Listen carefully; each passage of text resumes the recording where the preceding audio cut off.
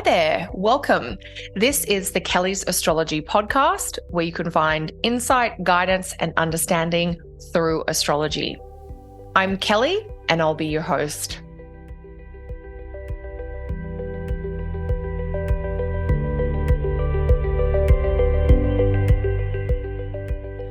Hey there, everyone, and welcome to another episode of the Kelly's Astrology podcast. As it is the start of a new month, it's the start of September, which is otherwise known as Eclipse Month.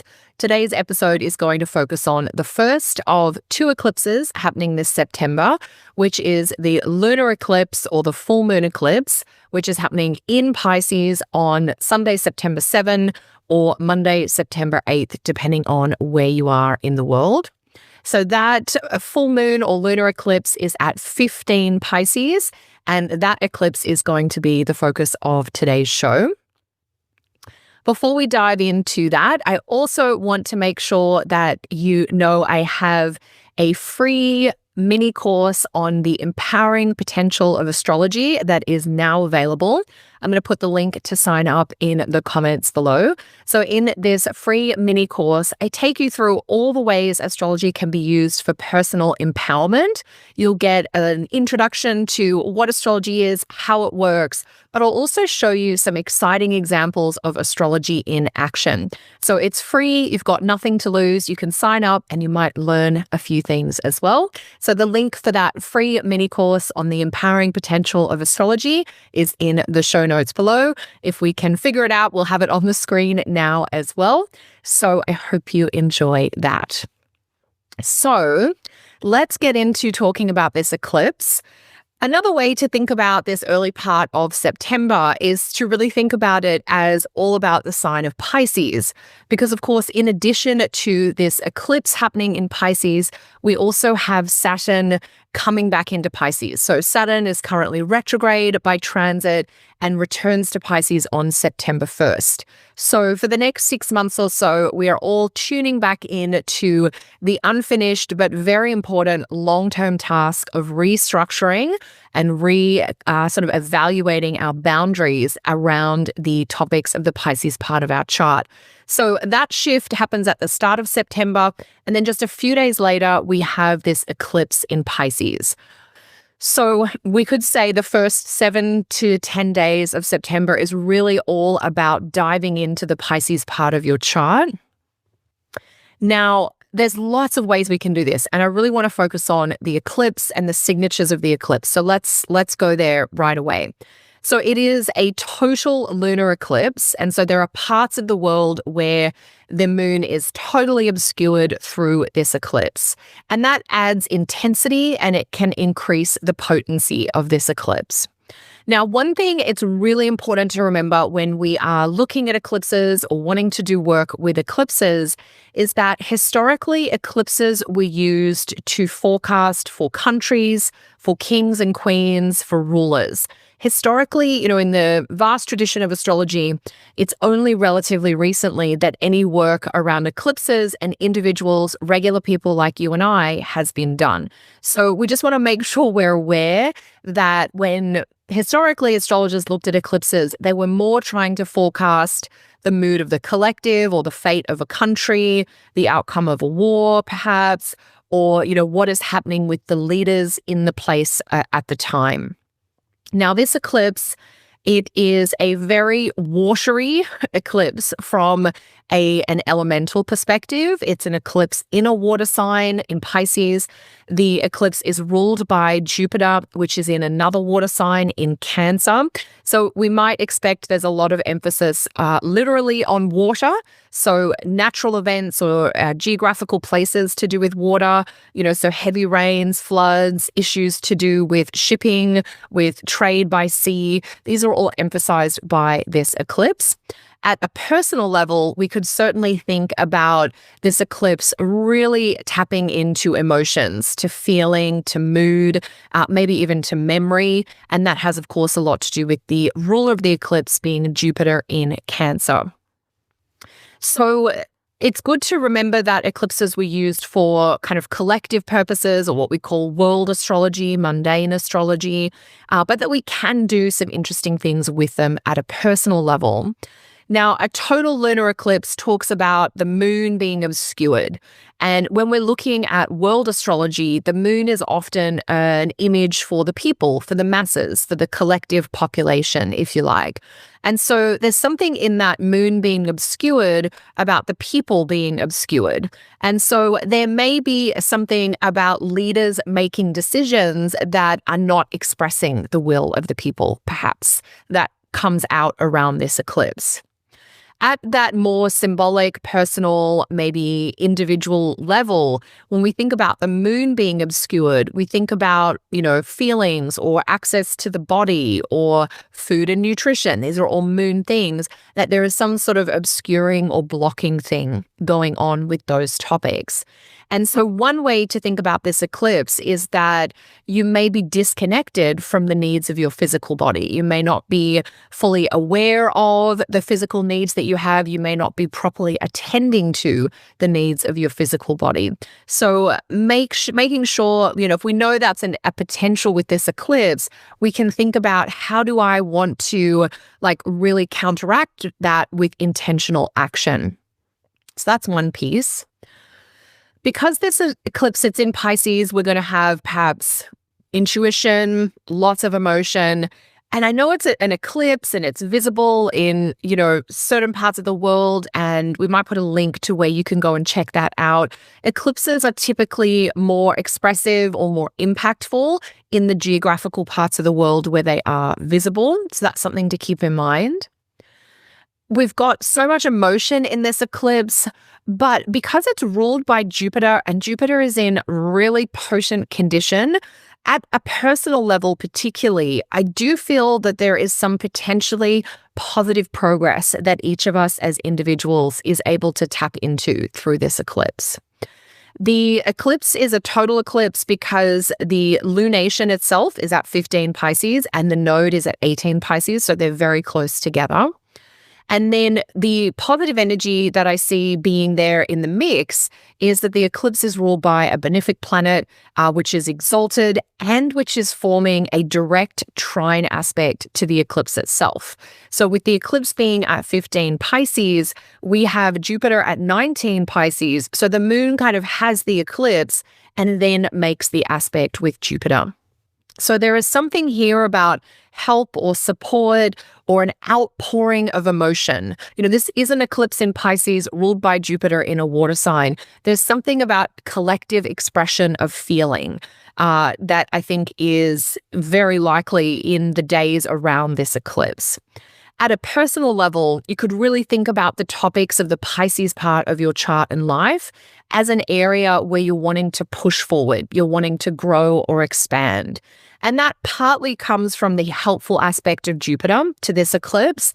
It also comes from the activation of the North Node, this idea of the hunger of the North Node, the insatiable hunger of the North Node of I can't get enough, I want to take in more. And that's part of where we might overdo it. We might be taking in so much that we aren't aware of our limits. So there's definitely a caution in this very Jupiter-themed eclipse of not being aware of our limits. And so maybe there are issues with excess that we want to keep in mind. With the eclipse being in a Jupiter-ruled sign and ruled by Jupiter, obviously, and then Jupiter making an aspect to the eclipse, I do think there's something in here around the search for meaning, the craving for purpose, the longing for meaningful adventure or experiences that we feel really expand our heart and fill us up.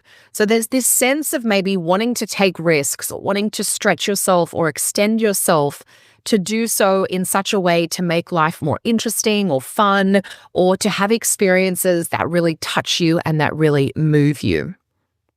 So there's lots of different pieces in this eclipse, as I hope you're coming to understand. I did touch on at the start of the show, Saturn moving back into Pisces. And this is where I think there is this real sort of concentration of emphasis or energetic emphasis on the sign of Pisces in this early part of September. And so for each of us personally, the mix of This eclipse being with the North Node and this hunger for wanting to grow or wanting more, thinking about alliances to the future, or thinking about future adventures. And Saturn being a planet about consolidation, about simplifying things.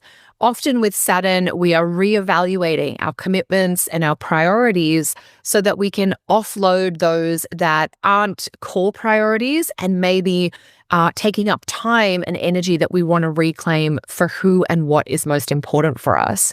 And so I think there's a real mix around Saturn coming back into Pisces, which says there are things we might need to downsize, things that we need to offload or to reduce, with this versus the eclipse, which is there is something here that I want to amplify or expand. There's something here that I want to go towards, that I want more of. But we can't, as we all know, we can't just add more of some things into our life without removing other things. And the way the nodes are moving at the moment, with the North Node, that sort of placement of hunger or increase being in Pisces, we want more of the Pisces part of our chart. So the topics of the Pisces house, the people or the settings of the Pisces part of our chart, that's kind of what we want more of. And of course, the parallel opposite is true, that the South Node, which is about decrease or having less of course, is going through Virgo. And so as we're thinking about what we want to increase, even though this eclipse isn't in Virgo, I think it's helpful to think about, what do I need to reduce or offload? What do I need to diminish or downsize? And that may be very relevant around the topics of the Virgo part of your chart and life. It might be that you're having to identify who or what you may be less available for so that you can focus on who or what is important. So it's the Virgo part of our chart in life is I'm going to be around less. And the Pisces part of our chart, that house that has Pisces on the cusp, it could be 10th house if you have a Pisces midheaven. We want more career, and then that would put Virgo in that IC 4th house place. So maybe you're less available for family or domestic projects for a period of time. This is not a forever choice, but it might be a choice that you really need to get clear about. So getting clear about those choices of where you want to increase and where you want to decrease, that is part of the eclipses, but it's also tied to those longer transits of the nodes. So just to give the context for that, the North Node, it will be in Pisces, and the South Node in Virgo from January 25 to July of 2026. And through that whole 18-month period, those themes of increase and decrease apply, but they become really centered or really in the spotlight during eclipse season. So that's something to really keep in mind. Also, another interesting point about this eclipse in Pisces, it is, the kind of circuit breaker between two new moons in Virgo. So the lunation before this eclipse was a regular new moon in Virgo. The lunation after this eclipse will be another new moon in Virgo, although that one will be an eclipse. So there's been a lot of emphasis on the Virgo part of our chart and life, and this is a chance for you to maybe get some clarity or some insight or have a realization, maybe have a felt sense about what's important to do with the Pisces part of your chart and life. So this eclipse, it is an eclipse, and all eclipses have this pattern-breaking wildcard quality attached to them. And so this eclipse does bring an opportunity for you to break an old pattern. It may be the breaking of a pattern which allows a new kind of growth to be possible in your chart and life. And that's where I think we can kind of weave in the wildcard, unpredictable nature of eclipses along with the helpful energy of Jupiter here. There's something about rising up or rising above or connecting with a philosophy or a set of guidelines that is really going to motivate you forward. It's almost like attuning to the conditions that will actually help you grow, that will help you advance or move forward in life in a way that is especially important to you. So whether that is something that this eclipse helps you clue into a pathway to purpose or to fulfillment, or whether that is a sense of just, I really need to stop doing this and create space for the next thing to emerge, can be a real mix of things here. Now, as much as I've said, there are some really potentially helpful and positive things that you may get out of this eclipse experience and this eclipse activation, it's still really important on the day of the eclipse to opt for perhaps some rest or some quieter restorative practices. Because eclipses do have that wildcard disruptive energy, they're always best for kind of less is more opportunities. Now, it's an eclipse in Pisces, so something of a creative, a spiritual nature, something that has like poetry or art, or maybe has that kind of restorative, restful quality to it is really, a great thing to do. So coming in on a weekend for many of us, not for everybody, but for many of us, where perhaps there is an opportunity to go slower, to take some quiet, reflective time, that would be a lovely way to spend the day of the eclipse.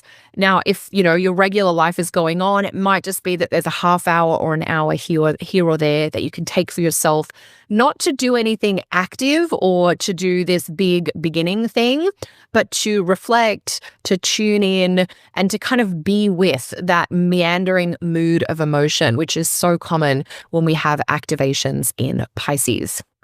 So thanks everyone for joining me for this podcast about the lunar eclipse in Pisces. I would love to hear how it is showing up for you. Let me know in the comments below. And if you would like access to that free mini course on the Empowering Potential of Astrology, follow the link below to sign up. And I look forward to seeing you again real soon. Bye for now.